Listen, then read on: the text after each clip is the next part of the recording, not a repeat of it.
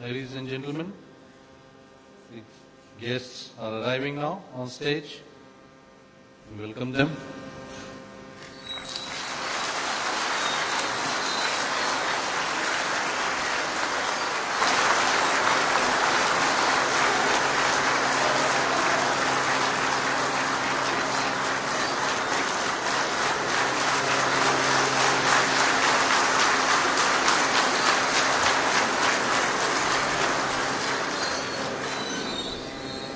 भारतीय कृषि अनुसंधान परिषद के 87वें में स्थापना दिवस और पुरस्कार समारोह में मैं संजीव सक्सेना आप सबका हार्दिक स्वागत करता हूं।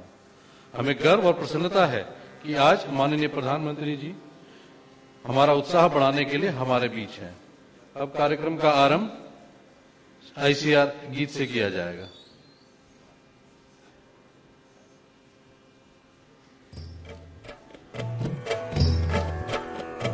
जय जय कृषि परिषद भारत की, सुखद प्रतीक हरित भारत की। कृषि धन पशुधन मानव जीवन, दुग्ध मत्स्य फल यंत्र सुवर्धन। वैज्ञानिक विधि नव तकनीकी, पारिस्थितिकी का संरक्षण। शस्य श्यामला छवि भारत की, जय जय कृषि परिषद भारत की। हिम प्रदेश से सागर तट तक, मरुधरती से पूर्वोत्तर तक। हर पथ पर है मित्र कृषक की, शिक्षा शोध प्रसार सकल तक। आशा स्वावलंबित भारत की, जय जय कृषि परिषद भारत की। जय जय कृषि परिषद भारत की। अब मैं केंद्रीय कृषि मंत्री श्री राधा मोहन सिंह जी से अनुरोध करता हूं कि कृपया माननीय मुख्य अतिथि का स्वागत करें तथा स्मृति चिन्ह भेंट कर हमारे आदर और आभार को प्रकट करें।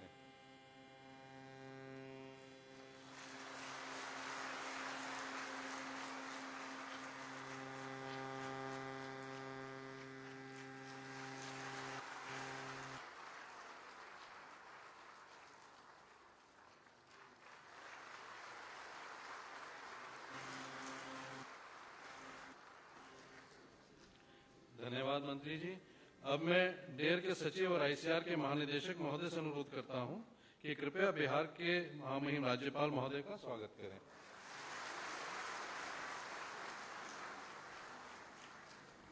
अब मैं अपर सचिव डेयर और आईसीआर के सचिव महोदय से अनुरोध करता हूं कि कृपया बिहार के माननीय मुख्यमंत्री महोदय जी का स्वागत करें।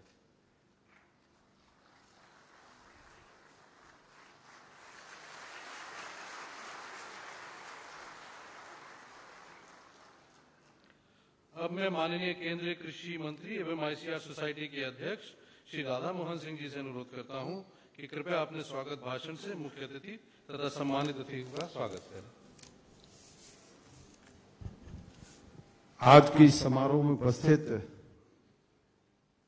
देश के सबों के प्रिय नेता आदरणीय प्रधानमंत्री श्री नरेंद्र मोदी जी, बिहार के सम्मानीय महामहिम राज्यपाल जी, सम्मानीय मुख्यमंत्री जी, मंत्रिमंडल में मेरे सहयोगी राज्य मंत्री सम्मानीय कुंडरिया जी, बलियान जी, आईसीआर के सम्मानीय डीजी साहब, इस अवसर पर उपस्थित सभी पुरस्कार विजेता भाइयों और बहनों, देश के कोने कोने से आए सभी सम्मानित कृषि वैज्ञानिक, यहां उपस्थित सभी मित्रों, मीडिया के भी मित्रों, आज हम सब सौभाग्यशाली हैं। आज हमारे बीच प्रधानमंत्री जी का मार्गदर्शन हम सबको मिलेगा। हम आईसीआर की ओर से बिहार की इस पवित्र भूमि में सम्माननीय प्रधानमंत्री जी का कोटि कोटि अभिनंदन करते हैं। आज का ये जो स्थापना दिवस समारोह है, ऐसे तो इसके पहले 86 बार स्थापना दिवस समारोह मनाए गए हैं दिल्ली के अंदर, लेकिन आज जो हम यहां स्थापना दिवस मना रहे हैं, हम सबके ध्यान में होगा कि 1905 में जब अंग्रेज इस देश में आए थे तो इसी प्रदेश के समस्तीपुर जिला के पूसा में कृषि पर अनुसंधान शुरू किया था। 1911 में उसका नाम इंपेरियल अनुसंधान केंद्र रखा था और पूरे देश में कृषि के क्षेत्र में अनुसंधान का काम तेज हो, इसके लिए 1929 में दिल्ली के अंदर एक काउंसिल की स्थापना की थी। अब 1929 से लेकर 66 वर्षों तक एक प्रकार से हमारा समारोह दिल्ली के एक परिसर में कैदी बना हुआ था। प्रति वर्ष 200-250 हम वैज्ञानिक जमा होते थे, प्रधानमंत्री जी का मार्गदर्शन मिलता था और फिर 2-3 घंटे के बाद हम सब वापस जाते थे। आज हम सब सौभाग्यशाली है कि कृषि में अनुसंधान की शुरुआत जिस मिट्टी से हुई थी, जिस राज्य की धरती से हुई थी, वहां इसका हम स्थापना दिवस समारोह मना रहे हैं। लेकिन हम सबके मन में ये भाव रहता है कि जिस मिट्टी से अनुसंधान का काम शुरू हुआ, ये सपना हम देख रहे थे जब से सरकार में आए कि जिस मिट्टी में अनुसंधान शुरू हुआ कृषि में, वो पूसा जो दिल्ली में है वो असली नहीं है, असली पूसा बिहार के समस्तीपुर जिला में है। तो हमारा एक सपना था कि एक समय ऐसा आए कि हम अपना स्थापना दिवस पूसा के परिसर में मनाए, समस्तीपुर जिला के पूसा के परिसर में। लेकिन वो सपना भी पूरा करने का अवसर हमें प्रधानमंत्री जी ने दिया है। उसको जो कृषि विश्वविद्यालय को कैबिनेट की मंजूरी दी है केंद्रीय विश्वविद्यालय के रूप में, तो आने वाले 1-2 वर्ष में वो भी सपना पूरा होगा कि अगले 1-2 वर्ष के बाद जब हम अपना स्थापना दिवस मनाएंगे तो उसी मिट्टी पर मनाएंगे, उसी पूसा में मनाएंगे जो बिहार के समस्तीपुर में स्थित है।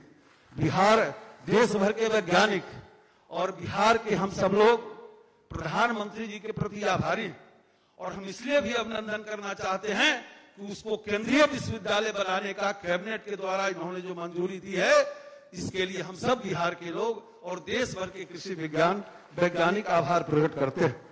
मित्रों, हम सबको स्मरण होगा माननीय प्रधानमंत्री जी ने पिछले बार जब हम स्थापना दिवस मना रहे थे तो उनका प्रेरणादायी उद्बोधन हम सबको प्राप्त हुआ था और उसके बाद उनके मार्गदर्शन के बाद हमने कई पहले किए,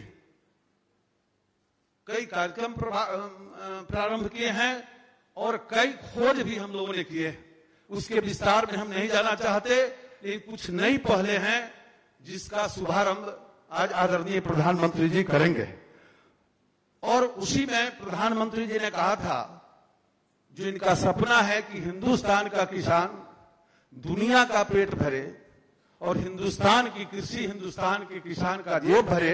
मैं प्रधानमंत्री जी को विश्वास दिलाना चाहता हूं कि देश के जो 2700 कृषि वैज्ञानिक आपके मार्गदर्शन में, आपके निर्देशन में, आपका जो सपना है कि हिंदुस्तान का किसान दुनिया का पेट भरे और हिंदुस्तान की कृषि किसान का जेब भरे, इस सपना को हम निश्चित रूप से पूरा करेंगे।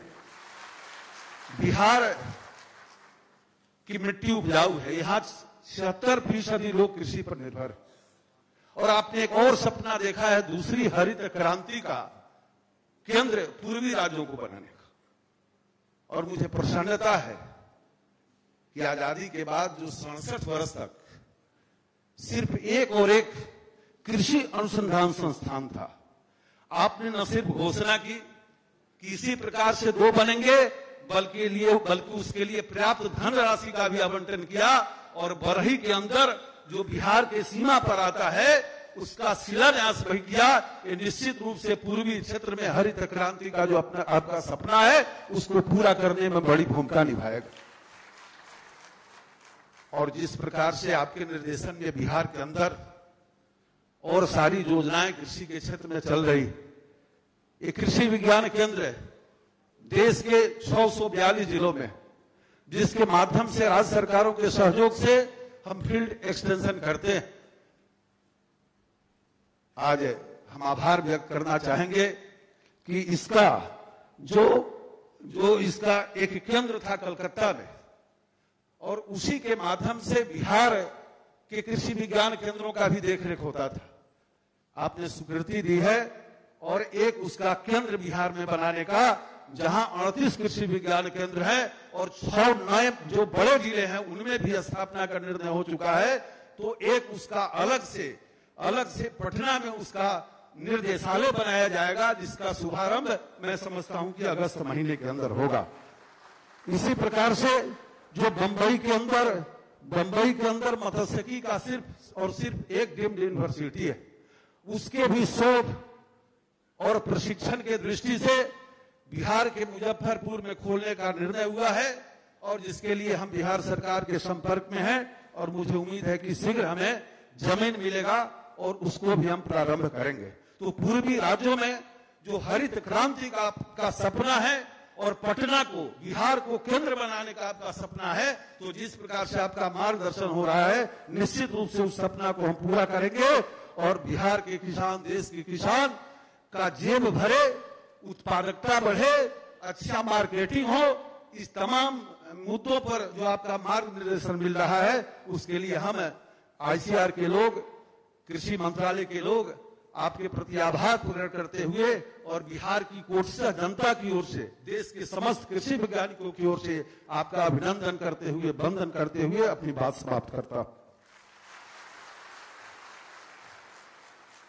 धन्यवाद मंत्री महोदय जी। आपके शब्दों और विचारों से हमें आगे बढ़ने की प्रेरणा मिलती है। अब मैं डॉक्टर एस अय्यप्पन, सचिव डेयर, महानिदेशक आईसीआर से अनुरोध करता हूं कि भारतीय कृषि अनुसंधान परिषद की उपलब्धियों पर एक प्रेजेंटेशन प्रस्तुत करें।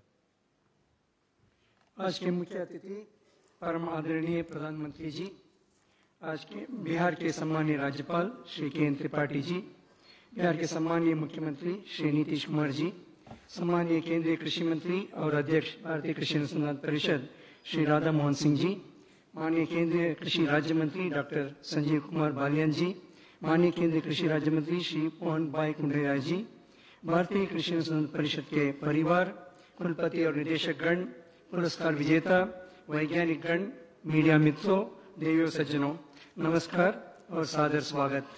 Honorable Prime Minister Sir, we were fortunate to have your gracious presence last year at the 86th Foundation Day of ICR, where you had kindly guided us on certain specific points.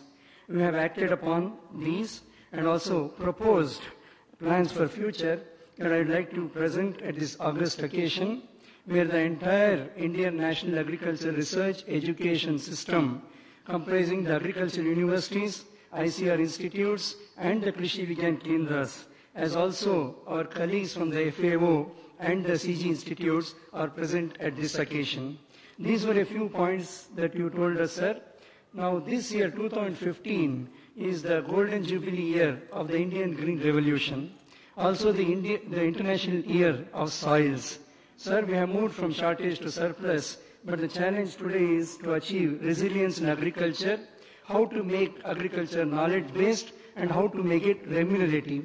That's why we are talking about the second Green Revolution and the Green Revolution in the Eastern India. Sir, taking the space technology into small farm holdings, while we are doing many other things, I would like to mention this specifically, two major inputs, land and water. The land resource inventory, for the first time, we are trying to work it on a 1:10,000 scale in collaboration with the ISRO in different agroecological zones. Soil health has been your prime concern, and we are contributing to it in different ways, soil testing kits, soil testing laboratories, and as you had mentioned, sir, the students and also the KVKs to get into soil testing programs. First time, again, GIS-based soil fertility maps. We have covered already 173 districts.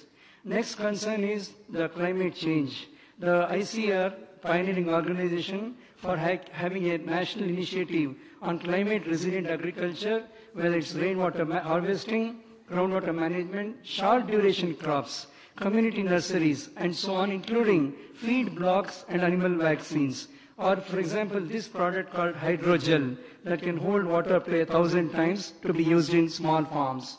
Sir, 2014 was not a good year for monsoon, 11% deficit, but our preparedness in terms of contingency plans brought down the food deficit to only about 5% over the previous year. Now this year, sir, again, right from the month of February, in collaboration with each state government, we have prepared 600 district contingency plans. This is what has stood us in good strength, and I would like to also mention this El Nino and vis-a-vis the drought, that combination, we have tried to absolutely map it in collaboration with the Indian Meteorological Department, Ministry of Earth Science and so on. And this is what today, with regard to short duration variety crops, particularly the seed that has been bought by the farmer this year, mostly from the short duration varieties.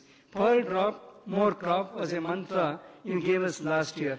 We have worked on in situ conservation technologies, resource conservation, as also ex situ conservation technologies with regard to water conservation. As we move forward, the basic research, which will be a long-term investment, I would like to mention some of these points, like looking into, we have about 93,000 varieties of rice, paddy in this country. To have a good tagging, we have worked on these SNP chips, as also the genomics. That's what we hear wherever we travel, whether it's in China or Brazil. Now this is what we have completed. Rice, wheat, tomato, brinjal, pulses, some of the pulses, fish and buffalo.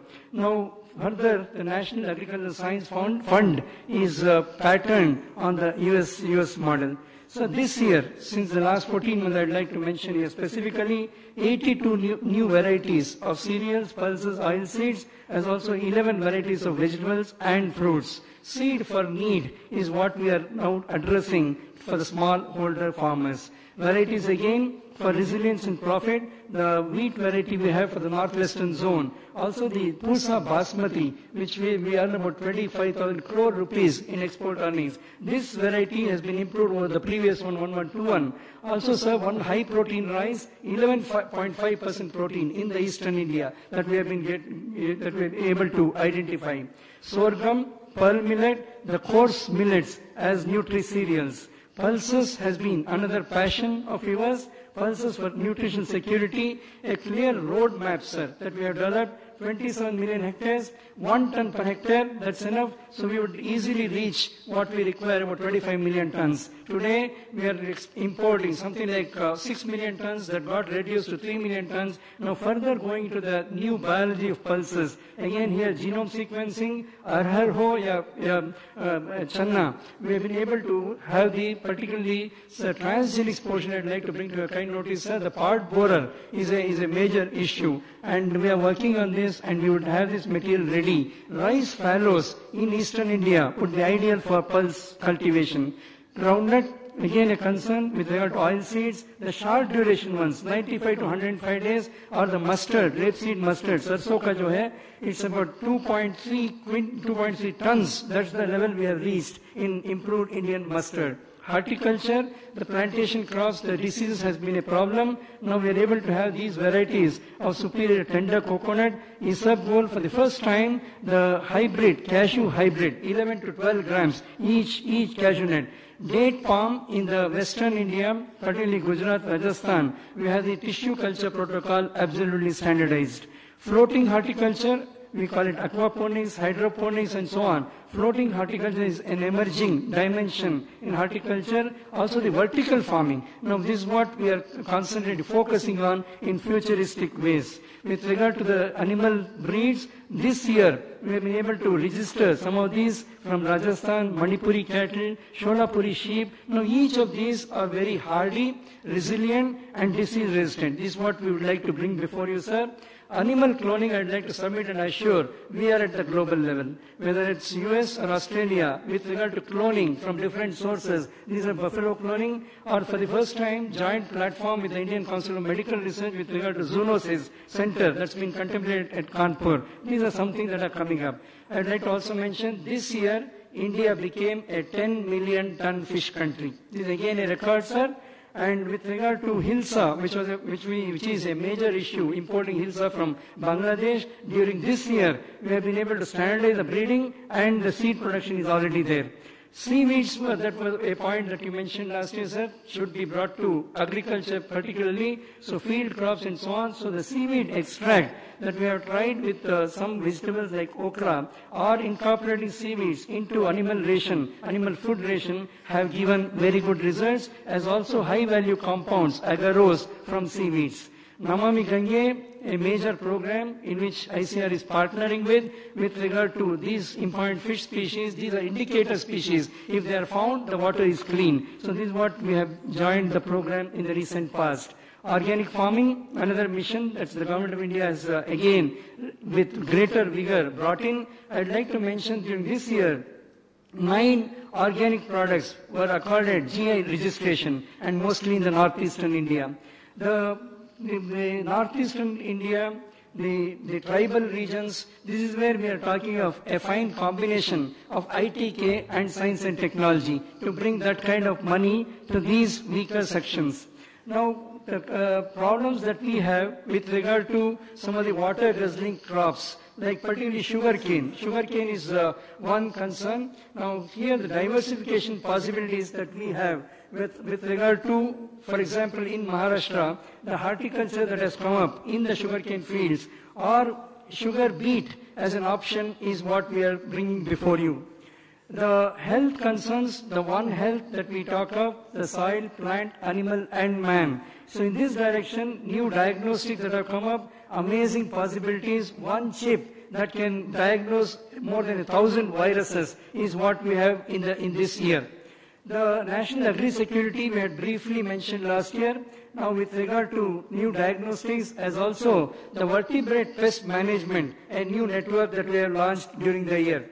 Now the Make in India program that we have joined from the Indian Council of Agricultural Research, whether it's the nanocellulose products or the thermostable vaccine or the rubber dams, these are all a part of the Make in India program that the ICR has joined. I'd like to mention here, these are fine compounds, nanocellulose, for example, scaled up as an industry.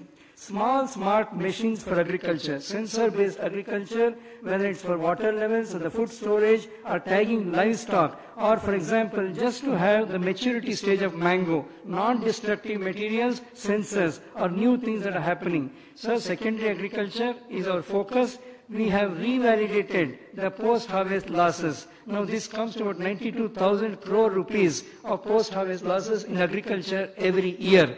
Now this is what we are trying to address in terms of processing, value addition, as also intelligent packing along with food quality, safety, assurance. Now coming to some of the IT applications in agriculture, a number of apps that we have been able to develop, as also ICR as a knowledge partner in the new initiative DD Kisan. ICR with Digital India, a lot of the databases that we have developed, also the e-governance, and a first time a national agricultural, the bioinformatics grid that we have in the country. Krishi Vigyan Kendra Sir, the Agri-Skill Development Lab to Learn. What we are trying to tell the farmers is not only what, but why and how. We would like to, at this forum of National Conference of KVKs, would like to express our gratitude that your leadership, chairmanship, the Union Cabinet has approved 3,900 crore rupees for the KVKs, new KVKs, new ZPDs, as was mentioned by the Honorable Minister, and also the renewed KVK infrastructure for delivery. These are all the new things that have happened in the KVKs. The PPP model for agro advisory, again a new initiative from the B2B, the platform that we are talking of, and this is synergy between public and private agencies interested in agriculture.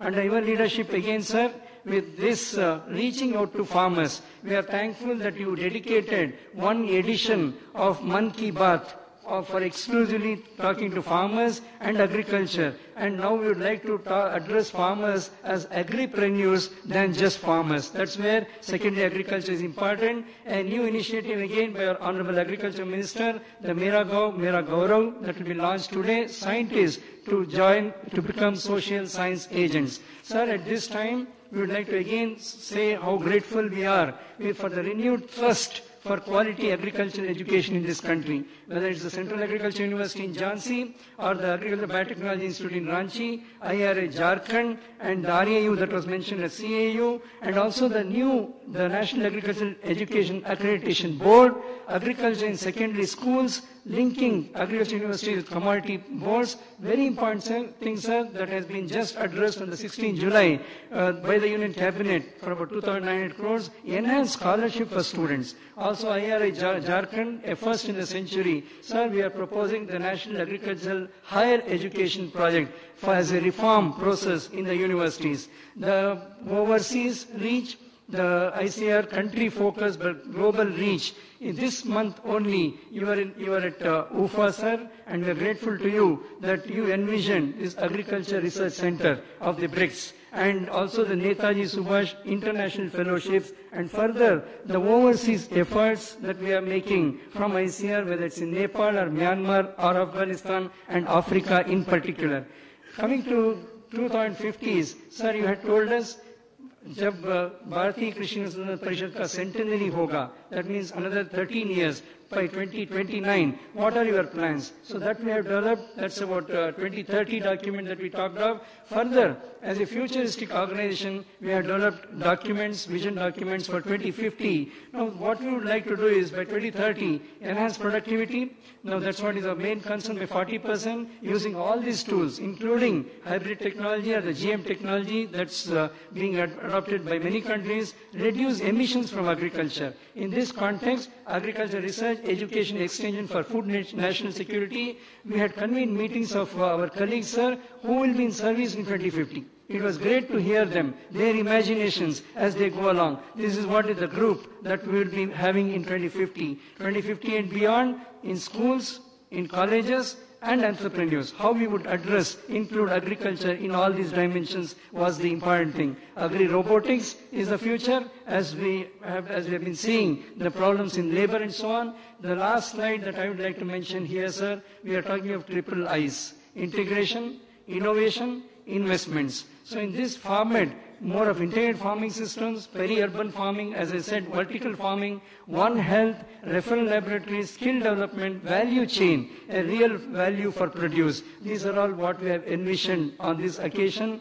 And with this, we think technology-led agriculture, protein-focused farming, because we are producing a lot of cereals, rice and wheat, but what we require today is protein, quality and safe food, skilled human resource, and hope for farmers. This is what we are bringing from the Indian Council of Agricultural Research under your leadership at this stage, sir, to express our gratitude and respect to you, and also to say how committed we are to the Indian farmer. I would request everyone to give a standing ovation to the Honorable Prime Minister of India, who is the chief guest on this occasion.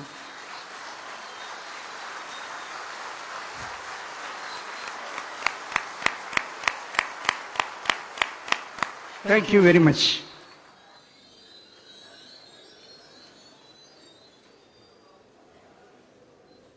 Thank you doctor Ayyappan.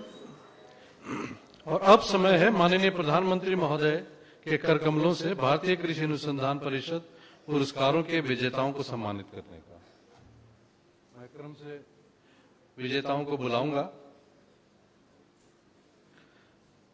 इस क्रम में सबसे पहले Sardar Patel ICR उत्कृष्ट संस्थान पुरस्कार के विजेताओं को सम्मानित किया जाएगा।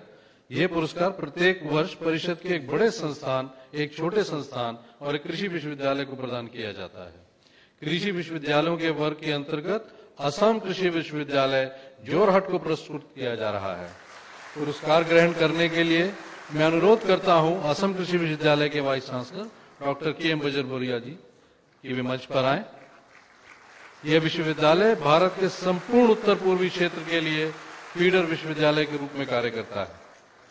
साथ ही अपने नवोन्मेषी प्रौद्योगिकी के जरिए कृषि अनुसंधान की महत्वपूर्ण भूमिका निभा रहा है।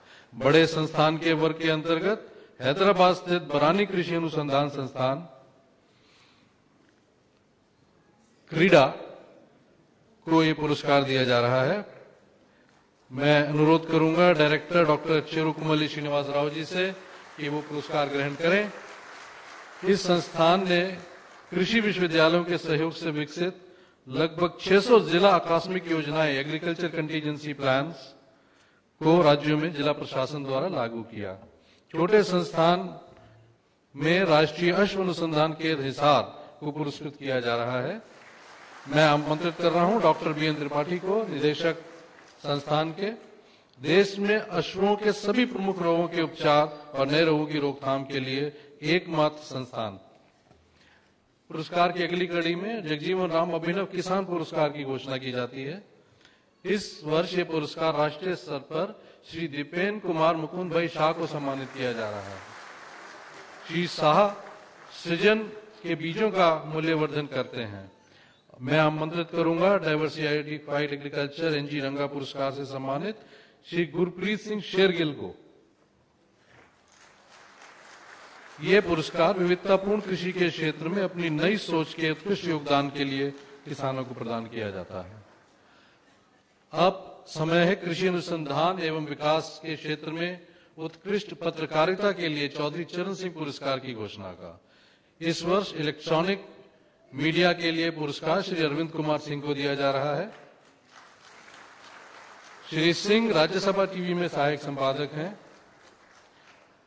इलेक्ट्रॉनिक मीडिया में ही एक पुरस्कार श्री जयप्रकाश सिंह को भी दिया जाता है। मैं उनसे अनुरोध करता हूं कि मंच पर आकर पुरस्कार ग्रहण करें। श्री सिंह ईटीवी नेटवर्क के सीनियर प्रोड्यूसर हैं।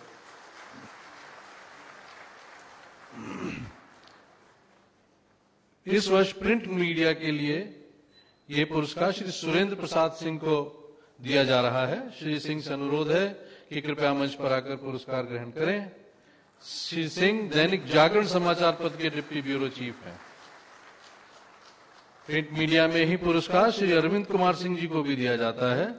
श्री अरविंद कुमार हिंदुस्तान समाचार पत्र के प्रमुख संवाददाता हैं। इसी क्रम में पुरस्कार सुश्री गार्गी परसाई जी को भी दिया जाता है। कृपया मंच पर आकर पुरस्कार ग्रहण करें।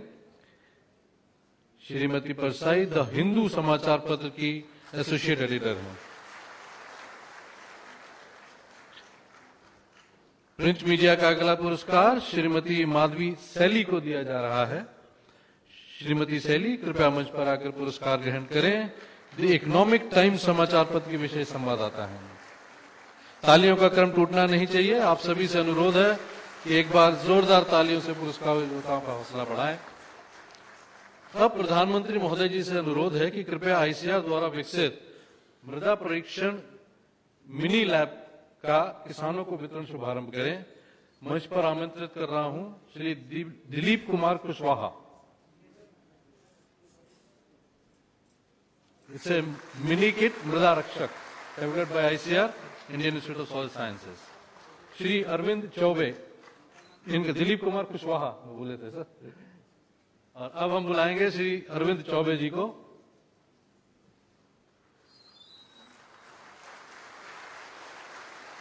श्री विमल ठाकुर,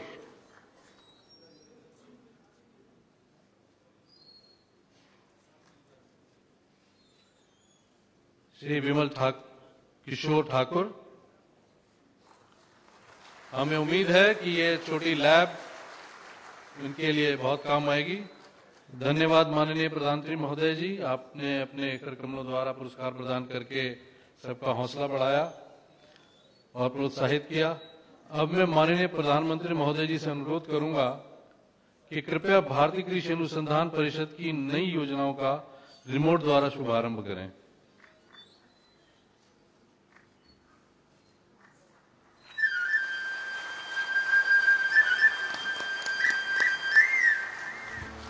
भारतीय कृषि अनुसंधान परिषद की नई योजनाओं का शुभारंभ। इनमें सर्वप्रथम है फार्मर फर्स्ट। विज्ञान और प्रौद्योगिकी का साथ, किसानों का आर्थिक विकास। इसके तहत किसानों की भागीदारी से कृषि प्रौद्योगिकी का विकास तथा सुधार और जानकारियों की डिजिटल साझेदारी। 100 अनुसंधान संस्थानों तथा कृषि विश्वविद्यालयों की भागीदारी। प्रत्येक संस्थान द्वारा 5 गांवों में विकास से 1 लाख कृषक परिवारों का तकनीकी सशक्तिकरण।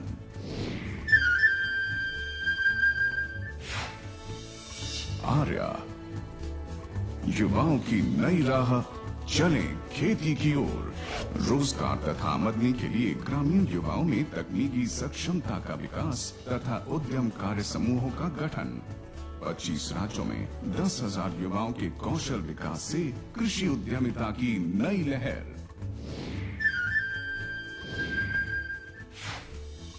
Students ready. कृषि छात्रों की पढ़ाई भी कमाई भी। स्नातक स्तर के छात्रों को कृषि परिवेश का ज्ञान, प्रशिक्षण व अनुभव के साथ शिक्षा के दौरान आमदनी। सार्वजनिक तथा निजी क्षेत्र के कृषि उद्यमों में रोजगार। कृषि उद्यम शुरू करने के लिए तकनीकी सलाह और जानकारी। 25,000 स्नातक छात्रों को 10 मुख्य कृषि व्यवसायों में व्यावसायिक प्रशिक्षण। मेरा गांव मेरा गौरव। वैज्ञानिकों और किसानों की एक टगर, विकास के हमसफर। वैज्ञानिकों की टीम द्वारा गांव को अपनाकर विज्ञान व प्रौद्योगिकी का प्रसार। बाजार की जानकारी और रुझान के साथ किसानों को कृषि विकास की योजनाओं का लाभ। 20,000 कृषि वैज्ञानिकों की भागीदारी से 25,000 गाँव से सीधा संपर्क। विजन 2050। नई चुनौतियां, नए आयाम, नई रणनीति। वर्ष 2050 में खाद्य, पोषण तथा आजीविका सुरक्षा सुनिश्चित करने के लिए विज्ञान और प्रौद्योगिकी आधारित नई रणनीति। 100 अनुसंधान संस्थानों के विजन डॉक्यूमेंट्स विकसित। तकनीकी एवं वैज्ञानिक, सामाजिक तथा आर्थिक परिवेश के अनुरूप रणनीति का विकास।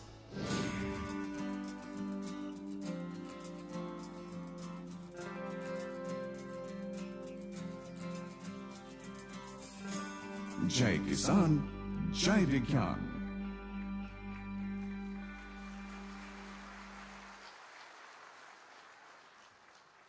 अब मैं माननीय प्रधानमंत्री जी को अत्यंत आदर व सम्मान के साथ स्थापना दिवस अभिभाषण के लिए आमंत्रित करता हूं।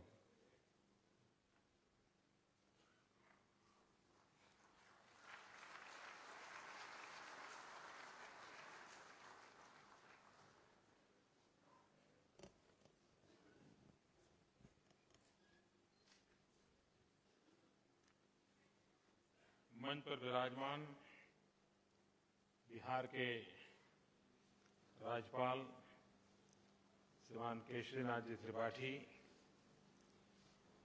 बिहार राज्य के मुख्यमंत्री श्रीमान नीतीश कुमार जी, केंद्र में मंत्रिपरिषद के मेरे साथी श्रीमान राधा मोहन सिंह जी, डॉक्टर संजीव कुमार बालियान,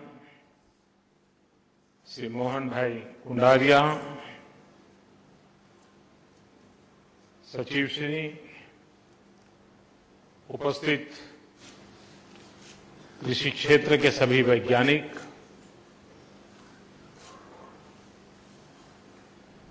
किसान और कृषि क्षेत्र से जुड़े हुए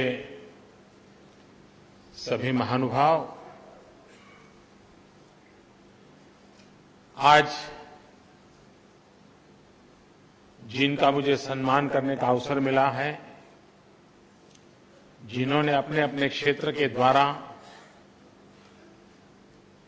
देश के कृषि जगत को कुछ न कुछ मात्रा में सकारात्मक योगदान किया है, ऐसे पुरस्कार प्राप्त करने वाले सभी महानुभावों को हृदय से बहुत बहुत अभिनंदन करता हूं, बहुत बहुत बधाई देता हूं।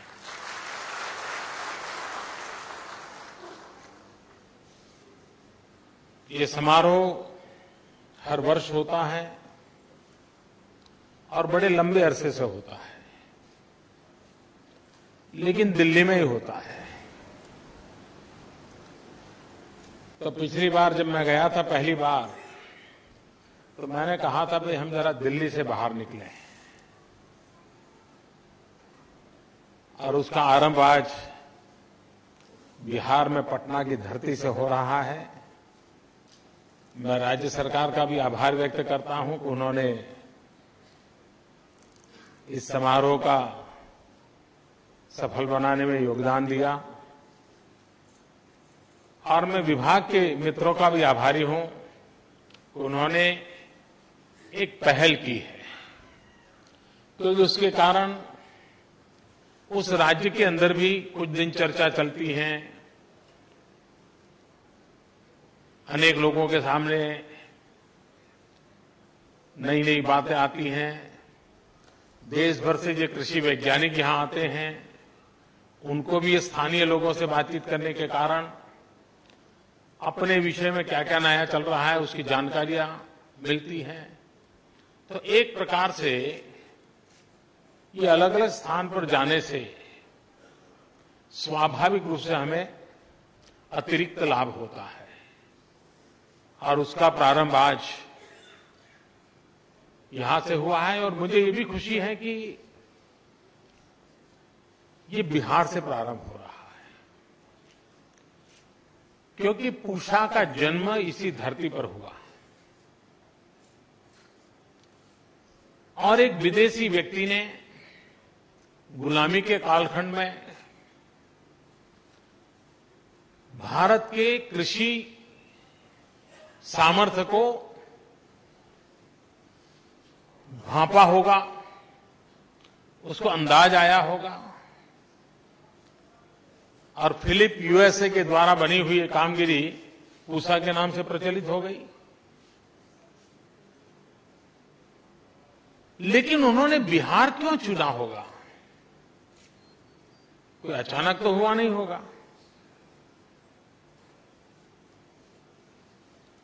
जब वो सोचा गया होगा तब उनको ध्यान आया होगा ये सबसे उर्वरा जगह होगी, यहां के लोग प्रयोगशील होंगे, प्रगतिशील होंगे, कृषि क्षेत्र में नया करने की सोच रखते होंगे। हिंदुस्तान के अन्य भूभागों से यहां की कृषि की कोई न कोई एक्स्ट्रा शक्ति होगी, तभी जाकर के उन्होंने इस काम को यहां प्रारंभ करना सोचा होगा, ऐसा मैं अनुमान करता हूं। अब करीब करीब 100 साल होने जा रहे हैं, इसलिए मैं पूरे रिकॉर्ड न देखूं तब तक तो मैं कह नहीं सकता हूं क्या है, लेकिन मैं अनुमान करता हूं। इसका मतलब ये हुआ कि ये भूभाग और यहां के नागरिक दोनों में कृषि क्षेत्र में नई सिद्धियां प्राप्त कराने का सामर्थ्य पड़ा हुआ है।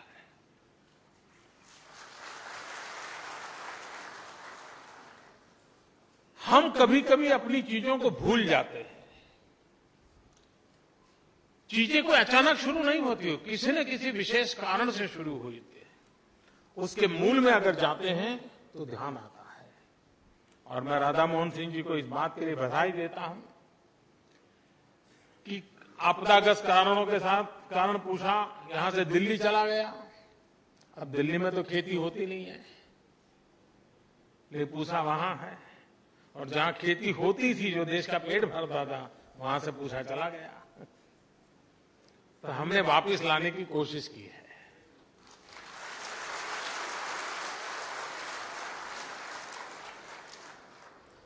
और मुझे विश्वास है कि भले 90 साल पहले किसी को एक विचार आया होगा, उसमें जरूर कोई न कोई दम होगा, कोई ताकत होगी।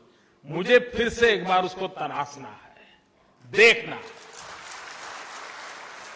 और देश के वैज्ञानिक मेरी इस बात से सहमत होंगे कि हम इन नए क्षेत्रों में पदार्पण कैसे करें।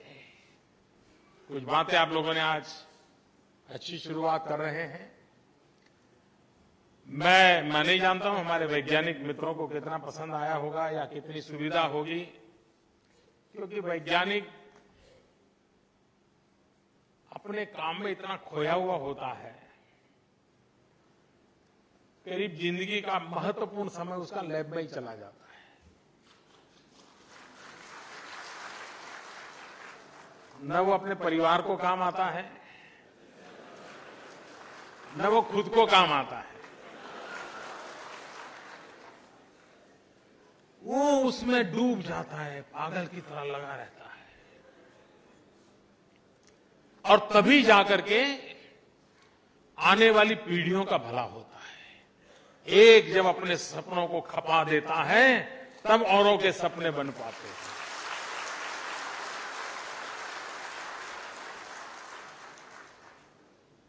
और इसलिए वैज्ञानिकों का जितना मान सम्मान होना चाहिए, वैज्ञानिकों की योगदान की जितनी सराहना होनी चाहिए, उसको जितना बल मिलेगा उतनी भावी पीढ़ियों का कल्याण होगा।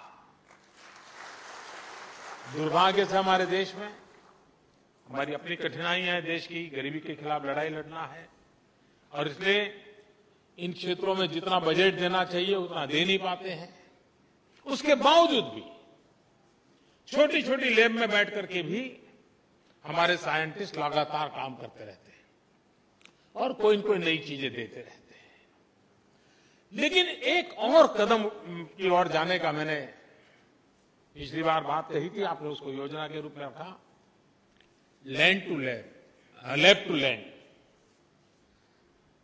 लेबोरेटरी में कितना यील्ड आए, लेबोरेटरी में चीकू नारियल जैसा बन जाए, लेकिन अगर धरती पर नहीं होता है तो वो काम नहीं आता है।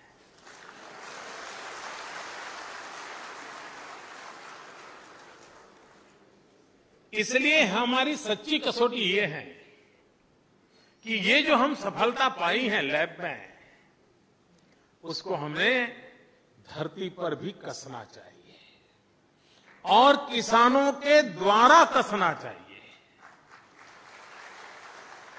एक प्रकार से एक साइंटिस्ट का फेलो ट्रैवलर हमारा किसान बनना चाहिए। Extension of the mind of the scientist should be a farmer. ये हमें व्यवस्था खड़ी करनी चाहिए, और इसलिए इस योजना के तहत देश के जितने एग्रीकल्चर साइंटिस्ट हैं उनकी टोली बना करके उनको एक एक ब्लॉक गोद लेने की योजना है। उसकी लैब कहीं पर भी होगी, लेकिन उसको लगेगा भाई मैं जो रिसर्च कर रहा हूं उस इलाके के किसानों में उस प्रकार की रुचि है, तो वो वहां उनके साथ जुड़ेगा, प्रोग्रेसिव फार्मर के साथ जुड़ेगा, किसानों के साथ जुड़ेगा, और उसने जो ज्ञान की संपदा है वो जमीन पर किसानों के माध्यम से, क्योंकि जब तक, और किसान का एक स्वभाव है उसको भाषण काम नहीं आते, वो तो जब तक अपनी आंख से देखता नहीं है तो किसी चीज को मानता नहीं है। और एक बार उसने अपनी आंख से देखा तो वो फिर अपना रिस्क लेने के लिए तैयार हो जाता है, वो संकट उठाने के लिए तैयार हो जाता है। और इसलिए आवश्यकता होती है कि हमने हमारी हर लैब को, हर फार्म को लैब में कैसे कन्वर्ट करना, हर किसान को साइंटिस्ट के रूप में कैसे कन्वर्ट करना, और उस यात्रा को मैं जानता हूं आप जिस साधना को कर रहे हैं, जिस तपस्या को कर रहे हैं, वहां से बाहर जाना थोड़ा कठिन है, लेकिन जिस दिन आप जाओगे, कोई साइंटिस्ट अच्छे से अच्छी दवाई की खोज करे और परिवार को भी पता नहीं होता है कि इसने क्या काम किया है, उनको लगता है यार रात देर से आते हैं, अब खाना खाएंगे सो जाएंगे। लेकिन जब पता चलता है कि फलाने व्यक्ति जिंदगी से जूझ रहा था और उसकी दवाई काम आ गई, उसकी जिंदगी बच गई, और जब पता चलता है कि इस दवाई से आने वाले दिनों में ऐसे लाखों लोगों की जिंदगी बचने वाली है, तो वो परिवार भी सीना तान करके नहीं आया, हमारे लोगों ने किया है, मेरे पति ने किया है, मेरे भाई ने किया है। कब होता है? जब बाहर कुछ उसका अचीवमेंट दिखता है। आपको भी अपने लैब में किया हुआ संतोष जब तक खेत में नहीं दिखता और किसान के हाथ में नहीं दिखता है, आपको संतोष नहीं हो सकता है, और वो व्यवस्था करने की दिशा में हम काम कर रहे हैं। भारत ने फर्स्ट ग्रीन रिवॉल्यूशन किया, उसका फायदा हमें मिला है, लेकिन अब देश सेकंड ग्रीन रिवॉल्यूशन के लिए ज्यादा इंतजार नहीं कर सकता। हम वैसे भी लेट हो चुके हैं। सेकंड ग्रीन रिवॉल्यूशन के लिए हमें अपने आप को सज्ज करना होगा। किस क्षेत्र में जाना है, कैसे जाना है। फर्स्ट ग्रीन रिवॉल्यूशन की पहली आवश्यकता थी कि देश को अन्न बाहर से लाना न पड़े, देश का पेट भरे। सेकंड ग्रीन रिवॉल्यूशन का इतना मकसद नहीं हो सकता, उसका मकसद कुछ और भी हो सकता है। क्यों न हमारे देश के एग्रो इकोनॉमिस्ट, हमारे देश के एग्रो टेक्नीशियन, हमारे देश के एग्रो साइंटिस्ट, फूड सिक्योरिटी से जुड़े हुए साइंटिस्ट, ये सब मिलकर के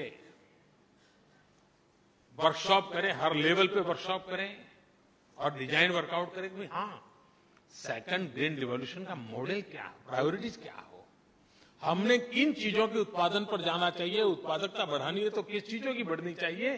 सारे ग्लोबल परिवेश में आज विश्व में क्या क्या चीजों की आवश्यकता है, और दुनिया के बहुत देश हैं जिनको आर्थिक रूप से वो कुछ चीजें करना मुश्किल है तो वो कहते हैं बाहर से ले आओ भाई, यहां नहीं करो। तो ऐसे कितने देश हैं जिनको ढूंढे और हम बाहर से भेजेंगे। हमें एक विस्तृत सोच के साथ हमारे सेकंड ग्रीन रिवॉल्यूशन को इस रूप में तैयार करना चाहिए। हमारी आर्किटेक्चर कॉलेज बहुत कुछ पढ़ाती है। बिल्डिंग के लिए तो काफी कुछ होता है, रोड कैसे बने उस पर भी होता है। मैं मानता हूं कभी एग्रो साइंटिस्टों ने, प्रोग्रेसिव फार्मर्स ने, गवर्नमेंट ने आर्किटेक्चर कॉलेज के साथ बैठ करके उनका भी सिलेबस बनाने की आवश्यकता है कि हमारे एग्रीकल्चर इंफ्रास्ट्रक्चर का आर्किटेक्चर क्या हो। हमारी कैनाल बनती हो तो कैसी आधुनिक कैनाल बने, किस मटेरियल से बने। रोड बनाने के लिए तो काफी रिसर्च होते हैं, लेकिन कैनाल बनाने के लिए रिसर्च बहुत कम होते हैं। ये मुझे पूरा पैराडाइम शिफ्ट कर रहा है, एक मूलभूत चीजों में बदलाव लाना है। और इसलिए हमारे जो आर्किटेक्चर कॉलेजेस हैं उनका भी जिम्मा बनता है कि एग्रो रिलेटेड हमारे इंफ्रास्ट्रक्चर कैसे हो। पुराने जमाने में घर में, हमारे गांव के अंदर किसान परिवारों में मिट्टी की बड़ी बड़ी कोठियां तैयार होती थी और उसमें क्या मटेरियल डालना उसकी बड़ी विशेषता रहती थी। स्पेसिफिक प्रकार का मटेरियल डाल करके वो कोठी बनाई जाती थी और उस कोठी में अन्न भरा जाता था।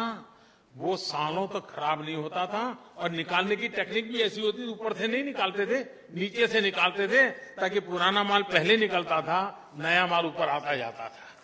देखिए सामान्य लोगों की बुद्धि कितनी कमाल की रहती थी। ये जो कोठार बनते थे, कोठी बनती थी जिसमें सामान भरा जाता, वो कौन से चीजें का उनको ज्ञान था कि जिसके कारण हमारे एग्रो प्रोडक्ट को इतने लंबे समय तक संभाल पाते थे। प्रिजर्वेशन के संबंध में हमारे यहाँ टेक्निकली कितना काम हुआ है। हमारे यहाँ आचार की जो परंपरा है, उस समय ये टेक्नोलॉजी कहां थी जी। गांव की गरीब महिला भी आचार इस प्रकार से प्रिजर्व करती थी कि साल भर आचार खराब नहीं होता था। मतलब कि विज्ञान उस घर की गली तक पहुंचा हुआ था। हम बदले हुए युग में इन चीजों को और अधिक अच्छे तरीके से कैसे करें ताकि हमारे एग्रीकल्चर सेक्टर में, क्योंकि आज वेस्टेज ये बहुत बड़ी चिंता का विषय है। वैल्यूएडिशन पर हमें जाना पड़ेगा। किसान इतनी मेहनत करें और उसकी पकाई हुई चीजें अगर बर्बाद होती हैं तो कितना बड़ा नुकसान होता है। मैं एग्री साइंटिस्टों से आग्रह करता हूं कि आप एक काम करके रिसर्च कीजिए और मुझे 6 महीने में एक रिपोर्ट दे सकते हैं क्या। मैं एक दिशा में आगे बढ़ना चाहता हूं। हमारे किसान फल पैदा करते हैं, लेकिन फल की उम्र बहुत कम होती है, बहुत ही कम समय में खराब हो जाते हैं। उसका पैकेजिंग भी बड़ा महंगा होता है क्योंकि एक एक चीज को संभालना पड़ता है, अगर दब गए तो और खराब हो जाते हैं। वो फल जिसमें से जूस निकलता है, ये जितने एरेटेड वाटर बाजार में बिकते हैं, भांति भांति का टेस्ट होता है। मुझे तो नाम भी पूरे याद नहीं है, लेकिन कई प्रकार की बोतलों में लोग पीते रहते हैं, कोका कोला और फैंटा और क्या क्या नहीं, थम्स अप। और क्या हम नेचुरल फ्रूट उसका 1%, 2%, 5% नेचुरल जूस उसमें मिक्स कर सकते हैं क्या? अगर नेचुरल फ्रूट का जूस उसमें मिक्स होता है इस एरेटेड वाटर में, उसका मार्केट बहुत बड़ा है। मैं विश्वास से कहता हूं, हिंदुस्तान में जो किसान फल पैदा करता है उसको कभी वेस्टेज की नौबत नहीं आएगी, उसका माल खेत से ही बिक जाएगा। और 5% अगर उसमें मिक्स हो गया, मेरे फल पैदा करने वाला किसान कभी दुखी नहीं होगा। लेकिन ये साइंटिस्ट जब तक खोज करके नहीं बताएंगे, वो कंपनियों को मनवाना जरा कठिन हो जाता है। क्या हम इस प्रकार की रिसर्च कर सकते हैं? हम समझा सकते हैं उनको, देखिए भाई, दीज आर द रिजल्ट्स। आप अगर 5% उसके अंदर नेचुरल फ्रूट जूस डालते हैं तो आपके मार्केट को कोई तकलीफ नहीं होगी, आपकी चीज के टेस्ट में कोई तकलीफ नहीं होगी, आपकी प्रोडक्ट और अच्छी बनेगी और उसमें आपका न्यूट्रिशन वैल्यू भी जाएगा, जो अल्टीमेटली आपके बिजनेस को बेनिफिट करेगा। हम किस प्रकार से नई चीजों को करें, उस पर हमें सोचने की आवश्यकता है। हमने जो इनिशिएटिव लिए हैं, कुछ चीजों पर हमें मान के चले कि दुनिया में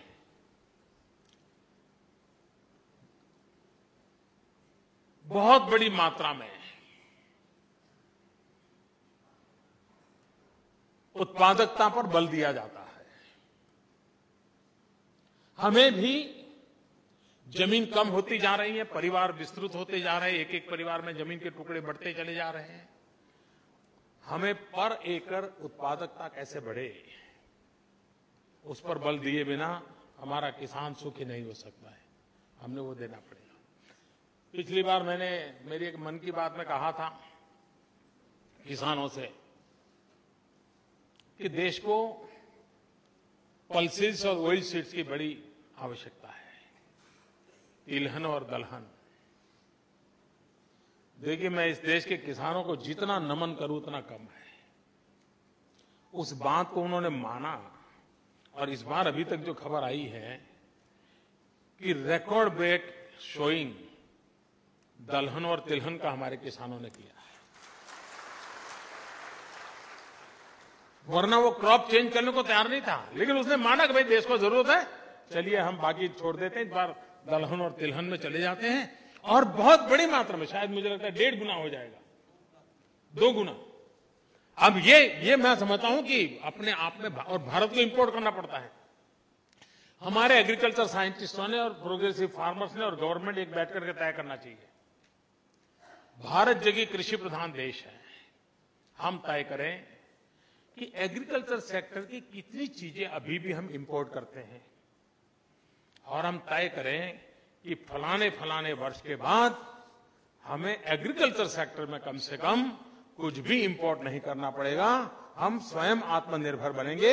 हमारे किसान को एक काम के लिए हम टारगेटेड काम करना पड़ेगा जी, तब जाकर के हमारे किसान को आर्थिक रूप से लाभ होगा।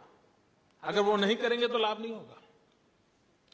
आज भी अगर कृषि प्रधान देश को 5 स्टार होटलों में कुछ सब्जियां विदेश से मंगवानी पड़ती है,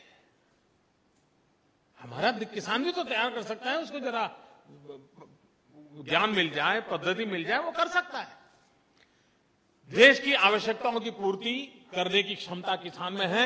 आवश्यकता है कि ज्ञान का भंडार और किसान का सामर्थ्य, इसको जोड़ना, और उसको जोड़ने की दिशा में हमने प्रयास करना है। कुछ चीजें बड़ी सरल हैं जिसको हम कर सकते हैं और करना चाहिए। कभी कभार हमारे किसान को जीवन में,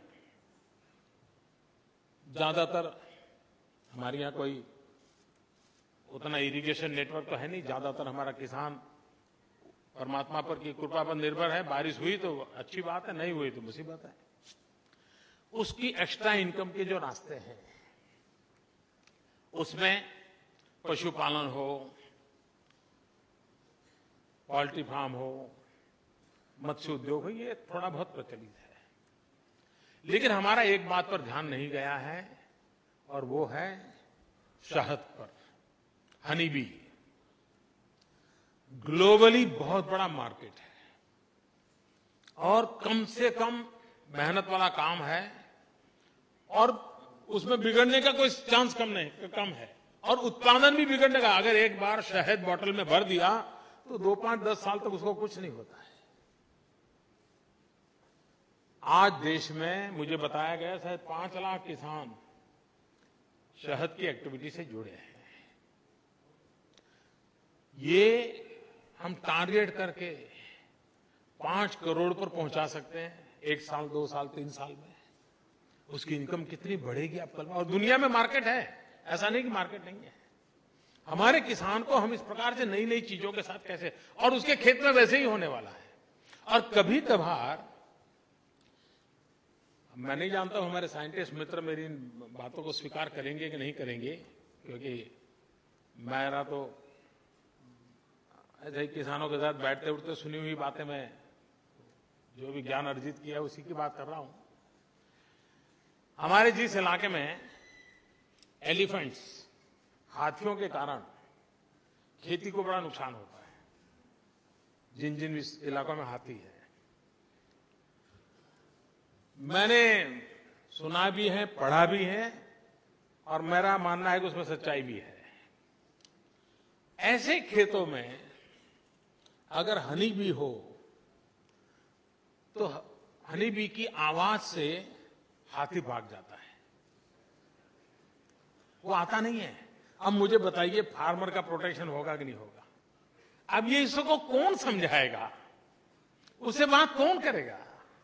और कम से कम इन्वेस्टमेंट से इतनी बड़ी चीज को बचाता। और इंटरनेशनल साइंस मैगजीन इस बात को स्वीकार कर चुके हैं, हाथी उस आवाज को सहन नहीं कर सकता है, तो वहीं से आते ही चला जाता है पीछे।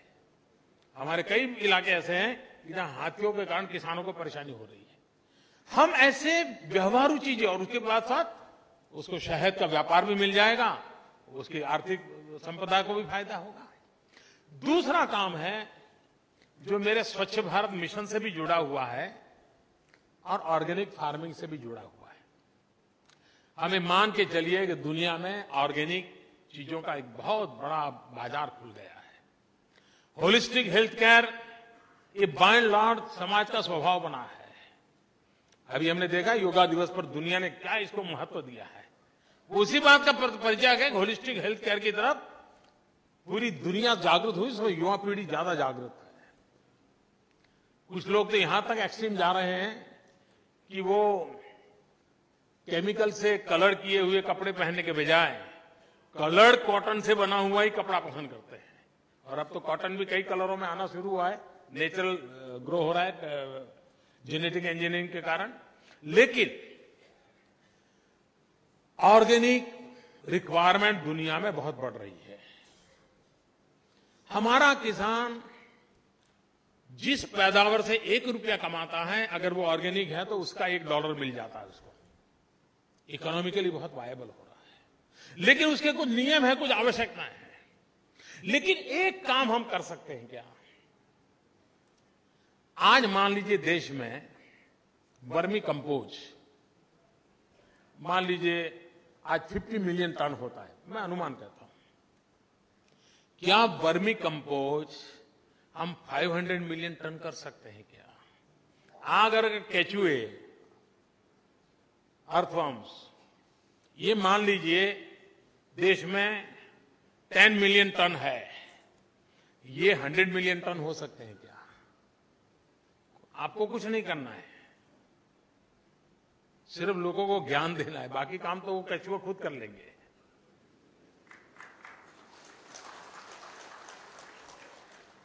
और कोई भी छोटे नगर के बगल में ये काम चलता है, उस शहर का आधा कूड़ा कचरा वही साफ कर देंगे।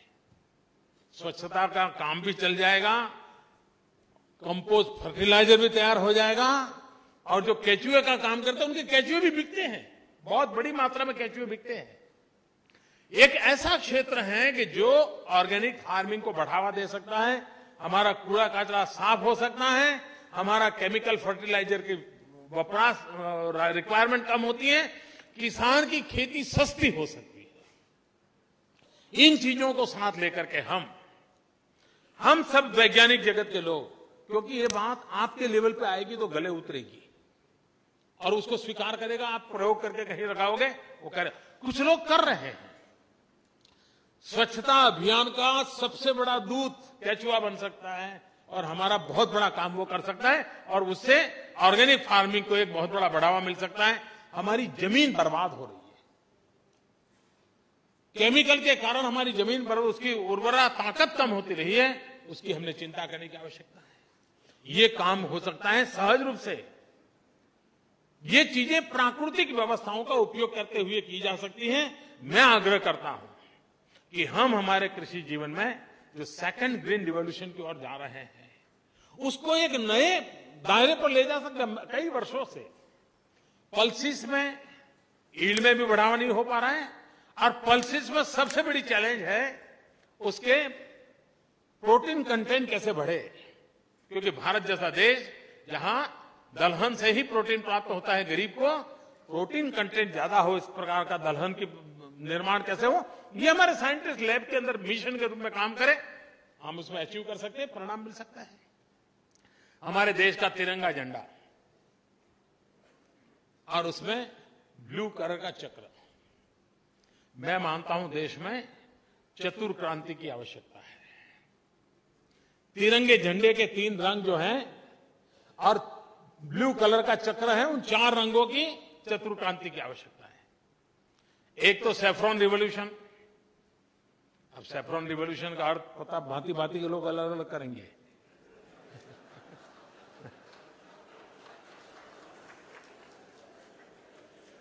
ऊर्जा का रंग है सैफ्रॉन, और कहने का मेरा तात्पर्य है ऊर्जा क्रांति। ऊर्जा क्रांति बहुत आवश्यक है। अब आप देखिए, बिहार इतना बड़ा प्रदेश, सिर्फ 250-300 मेगावाट बिजली का उत्पादन का होता है। अभी मैं भूटान गया, भूटान के अंदर हाइड्रो पावर प्रोजेक्ट का मैंने काम शुरू किया है, उसका मैक्सिमम बिजली बिहार को मिलने वाली है। मैक्सिमम बिजली बिहार को आगे ले जाने के लिए आज मैंने अभी एक पंडित दीनदयाल उपाध्याय ग्राम ज्योति योजना का आरंभ किया। गांव में 24 घंटे बिजली। हमारे किसानों को भी अगर वैल्यू एडिशन के लिए जाना है तो उसको इस प्रकार की बिजली की सुविधा सबसे पहले चाहिए, तब जाकर के वो टेक्नोलॉजी इंट्रोड्यूस करेगा। और इसलिए हम भूटान से, नेपाल से ऊर्जा के द्वारा कैसे बिजली बिहार को पहुंचे, बहुत बड़ी मात्रा में बिजली कैसे मिले, उस दिशा में काम में लगे हैं। आज बिहार की अपनी बिजली है, उसे 3 गुना का काम मैंने भूटान में जाके कर दिया है, और लेकिन उससे काम होने वाला नहीं, उसको और जरूरत है। दूसरा है ग्रीन रिवॉल्यूशन, जिसकी मैंने चर्चा की, हरा रंग है। तीसरा है व्हाइट कलर, व्हाइट रिवॉल्यूशन। और व्हाइट रिवॉल्यूशन में हम जानते हैं हमारा दूध उत्पादन हमारे पशुओं की तुलना में दूध की क्वांटिटी बहुत कम है। ये हमारी क्वांटिटी कैसे बढ़े? पशु की संख्या बढ़ने से काम होना नहीं है, पशु के द्वारा ज्यादा दूध उत्पादन, और हमारे पशुपालन को भी आधुनिक बनाना पड़ेगा। हमारे यहाँ जो शीप्स है, भेड़िए, मैंने एक छोटा प्रयोग किया था जब गुजरात में था। हमारा जो भेड़िए पालक वाला होता है, वो जब उसका ऊन निकालता है, उसके बाल निकालता है, तो उसके बाद कैंची होती है, ऐसे ऐसे ऐसे करके निकालता है। उसके कारण टुकड़े हो जाते हैं। टुकड़े होने के कारण उसको जो इनकम होती है उनकी उतनी इनकम होती नहीं है, दाम कम हो जाता है। मैंने क्या किया, ऐसे जितने भेड़िए वाले थे उनको जो 5 स्टार होटल में मैं और नीतीश कुमार जिस मशीन का उपयोग करते हैं ट्रिमिंग का,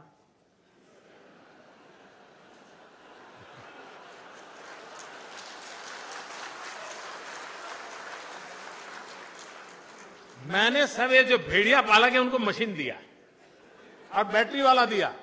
तो आज वो क्या करता है, साल में 2 बार उस मशीन से उसके बाल निकालता है। उसकी लंबाई ज्यादा होने के कारण उसकी इनकम बढ़ गई। छोटी छोटी चीजें होती है जी, लेकिन सामान्य प्रयोगों से भी हम कितना बड़ा बदलाव ला सकते हैं। हमें हैरान है जी, हमारा देश इतनी सारी, हम आज भी, मैं नहीं मानता हूं कि हमारे यहां पशुओं के हॉस्पिटलों में डेंटिस्ट की व्यवस्था नहीं होगी पशु के लिए। अगर हमारे दांत खराब होते हैं, पशु के होते नहीं है। पशु खाता नहीं है या लूज मोशन कर देता है, कोई पूछने को तैयार नहीं, देखने को तैयार नहीं कि उसका डेंटल प्रॉब्लम है। मैं जब गुजरात में था, मैंने एक बड़ा अभियान चलाया था पशुओं की डेंटल ट्रीटमेंट का। हमारा मोती बिंदु होता है, पशु का मोती बिंदु होता था।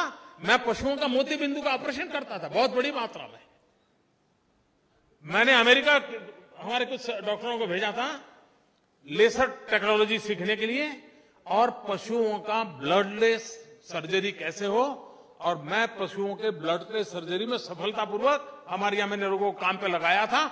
हमारे पशुपालन को वैज्ञानिक तरीकों में हमें लाना पड़ेगा, उसकी भी पीड़ा को हमें समझना होगा, और मैं मानता हूं तब जाकर के हम व्हाइट रिवॉल्यूशन की ओर आगे बढ़ सकते हैं। और मैंने चौथा कहा वो ब्लू रिवॉल्यूशन।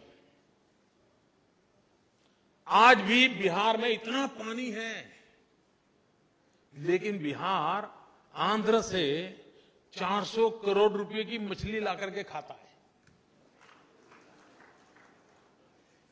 अगर हम ब्लू रिवॉल्यूशन करें, गरीब से गरीब किसान जहां पर छोटे मोटे तालाब हैं, अगर हम उसको मत्स्य उद्योग, उसमें भी कई अब तो विशेषताएं हैं, इवन ऑर्नामेंटल फिश का रिवॉल्यूशन इतना बड़ा आया है, बहुत बड़ा मार्केट है, ग्लोबल मार्केट है ऑर्नामेंटल फिश का।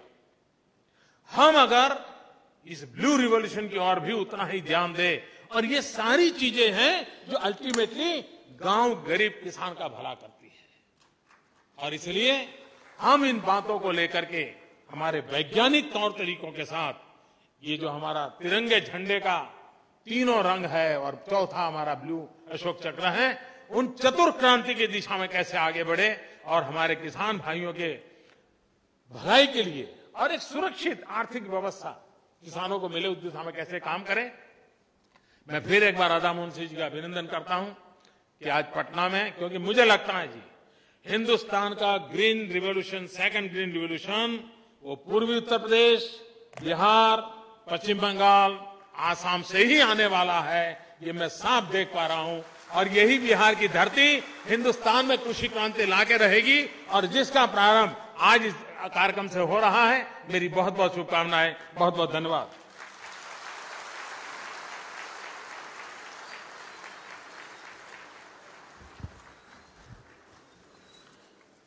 प्रधानमंत्री महोदय, आपके विचारशील, उत्साही तथा प्रेरणादायी भाषण के लिए हम आपके आभारी हैं। हमें विश्वास है कि आपके मार्गदर्शन में भारतीय कृषि को एक नई ऊंचाई हासिल होगी और हम वैश्विक कृषि में भारत का नाम शिखर पर पहुंचाने में कामयाब होंगे। मैं अब से मंच पर विराजमान सभी गणमान्यों का धन्यवाद करता हूं, और इसी के साथ कार्यक्रम के समापन के लिए आप सबका बहुत बहुत धन्यवाद, आभारी हूं।